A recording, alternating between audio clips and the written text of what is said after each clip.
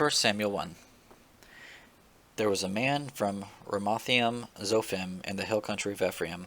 His name was Elkanah, son of Jeroham, son of Elihu, son of Tohu, son of Zuph, an Ephraimite.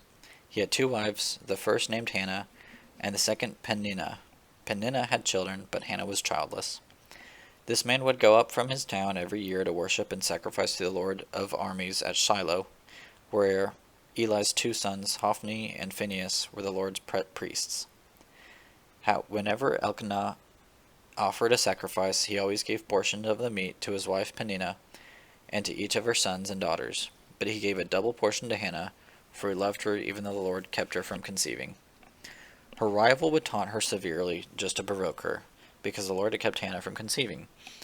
Year after year, when she went up to the Lord's house, her rival taunted her in this way. Hannah would weep and would not eat.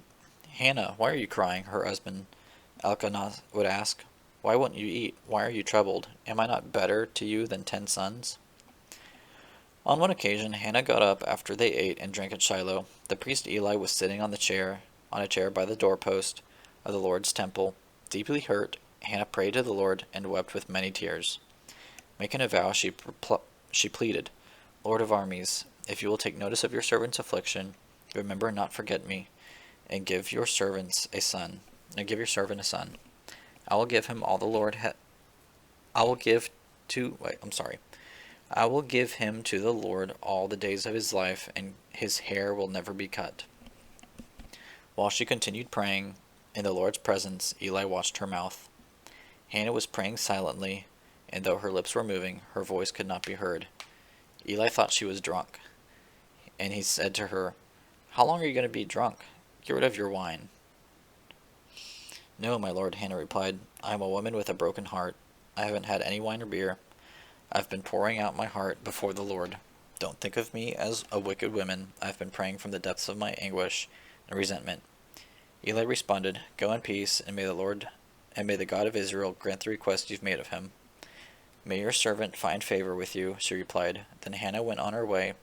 She ate and no longer looked despondent.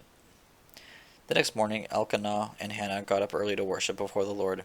Afterwards, they returned home to Ramah. Then Elkanah was intimate with his wife Hannah, and the Lord remembered her. After some time, Hannah conceived and gave birth to a son. She named him Samuel, because she said, I requested him from the Lord.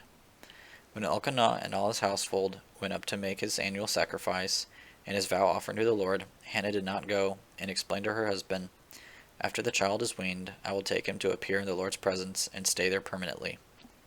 Her husband Elkanah replied, "Do what you think is best, and stay here until you've weaned him. May the Lord confirm your word." So Hannah stayed there and nursed her son until she weaned him. When she had weaned him, she took him with her to Shiloh, as well as a 3-year-old bull, half a bushel of flour, and a clay jar of wine. Though the boy was still young, she took him to the Lord's house at Shiloh. Then they slaughtered the bull and brought the boy to Eli. "Please, my lord," she said, "as surely as you live, my lord, I am the woman who stood here beside you praying to the Lord.